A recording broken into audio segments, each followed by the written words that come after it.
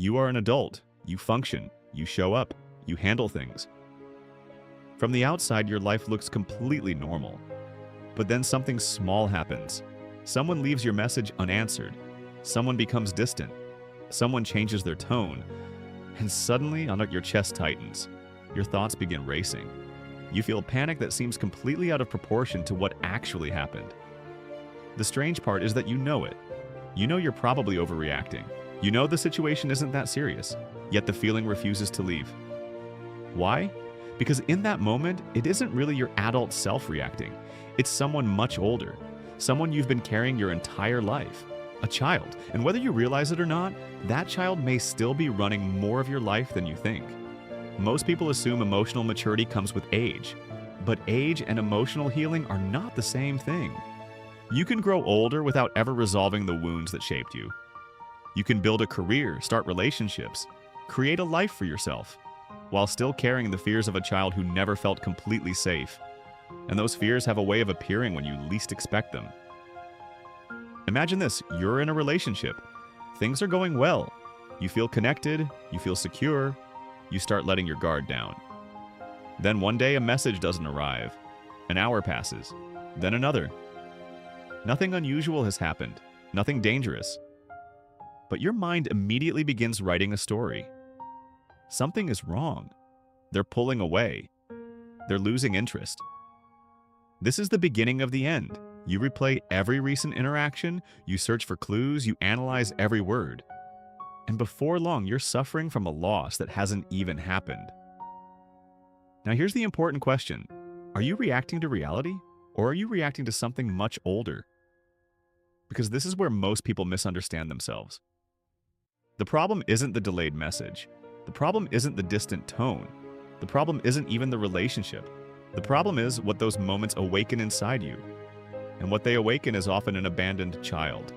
A part of you that learned, very early in life, that connection was uncertain, that love could disappear, that safety could not be trusted. And once those lessons are learned, they don't simply vanish when childhood ends. They grow up with you. Psychologists often refer to this pattern as the abandoned child wound. And despite the name, it doesn't require dramatic trauma. Many people imagine abandonment as something obvious, a parent leaving, a major loss, a devastating event. But emotional wounds are often formed in much quieter ways.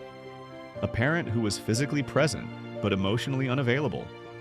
A home where achievement received attention, but emotions did not. A childhood where sadness was dismissed, where vulnerability felt unsafe, where your needs felt inconvenient. No one needed to be cruel. No one needed bad intentions. The child simply received a message repeated enough times that it became a belief. My feelings don't matter. My needs are too much. I have to handle things on my own. And once a child believes that, everything changes. Because children always adapt, they have to. Some learn to become invisible, they ask for very little, need very little, take up as little space as possible. Others become hypervigilant. They learn to monitor every expression, every mood, every shift in energy, always searching for signs of danger before danger arrives. Others become caretakers. They become experts at meeting everyone else's needs while ignoring their own. And some learn something else entirely. They leave first. They push people away before they can be abandoned themselves. None of these are character flaws. They are survival strategies, brilliant survival strategies. For a child. The problem is that many adults are still using them decades later, and that's where suffering begins. Because the strategies that protect you in childhood often damage you in adulthood. Now here's something most people spend years getting wrong. The anxiety is not the wound. The anxiety is the alarm. The wound came much earlier, long before the relationship, long before adulthood, long before you had words to explain what was happening. This changes everything. Because if anxiety is the alarm, then constantly fighting the anxiety misses the real issue. It's like trying to silence a smoke detector while ignoring the fire that triggered it. And that's exactly what many people do. They try to think their way out of fear, analyze their way out of fear, distract themselves out of fear, yet the fear keeps returning. Because the wound underneath it remains untouched. And perhaps the most surprising part is where this wound leads. When an abandoned child is running your relationships, familiarity becomes more important than health. Listen that again. Familiarity becomes more important than health. This is why people are often drawn toward relationships that recreate old wounds. Not because they enjoy pain, not because they want suffering, but because uncertainty feels familiar. Emotional distance feels familiar. Inconsistency feels familiar. And your nervous system has a tendency to mistake familiarity for safety, which means the very thing hurting you can feel strangely comfortable. While healthy love can feel unfamiliar, even suspicious. Sometimes people finally meet someone kind, consistent, emotionally available, and instead of feeling relieved, they feel uncomfortable. Something feels missing. What feels missing is the chaos, the uncertainty, the emotional roller coaster they've unconsciously associated with connection. But here's the truth. Peace is not boring. Peace is unfamiliar. And there is a difference. The moment you understand that, your choices begin to change. You stop chasing people who trigger the wound. You stop confusing emotional intensity with love. You stop treating unpredictability as chemistry. And for the first time, you begin seeing your patterns clearly. Now let's talk about healing, because understanding the wound is only the beginning. Healing starts when you stop asking one question, why am I like this? And start asking another, what happened that taught me to feel this way? That shift is powerful. It replaces judgment with curiosity, and curiosity creates space for change. The next time fear appears, pause. Don't immediately react. Don't immediately chase reassurance. Don't immediately believe the story your mind is creating. Instead, ask yourself, what does this fear believe is happening right now? Listen carefully. The answer is often surprisingly simple. They're leaving. I'm not enough. I'm about to be rejected. Nobody really stays. And then ask yourself something else. Is this fear coming from the present or from the past? Because many of the emotions that overwhelm us today are echoes of experiences that happened years ago. Experiences our bodies remember even when our minds don't. This is where reparenting begins. Not with perfection, not with positive thinking, not with pretending the fear isn't real. The fear is real, but the story attached to it may no longer be true.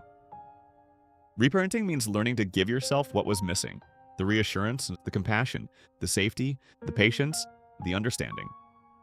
It means becoming the person your younger self needed, slowly, imperfectly, and consistently. And over time, something remarkable begins to happen. The child inside you starts learning a lesson they should have learned long ago. That needing people does not make you weak. That having emotions does not make you difficult. That asking for support does not make you a burden. That your worth is not something you must constantly earn. And perhaps most importantly, that you were never too much. You were never too sensitive. You were never too needy. You were never too difficult to love. The people around you may have been limited in ways you couldn't understand, but their limitations were never proof of your value. And once you truly understand that, something begins to loosen. The fear loses its grip. The old story loses its power. And the child who spent years expecting abandonment begins, little by little, to experience something new. Safety. Not because the world suddenly became perfect, not because nobody will ever leave, but because you are no longer abandoning yourself. If this video felt deeply familiar, let that be a sign. Not of weakness, not of damage, but of awareness. Because awareness is where healing starts. The moment you recognize the wound is the moment it stops controlling you from the shadows. And the moment you stop being ruled by that frightened child is the moment your adult self finally steps forward, wiser, stronger, more compassionate, more free. And that child, the one who spent years waiting to be chosen, waiting to be enough, waiting for someone to finally stay, that child is still inside you, not as a wound anymore, but as someone who survived, someone who adapted when the world gave them no other choice, someone who deserved so much more than they received. And here's what I want you to hear, not as a closing thought, but as something true. It is not too late to go back for them. It is not too late to be the person they needed. And it is not too late to build the life they always deserved to live in. That life is yours. It always was.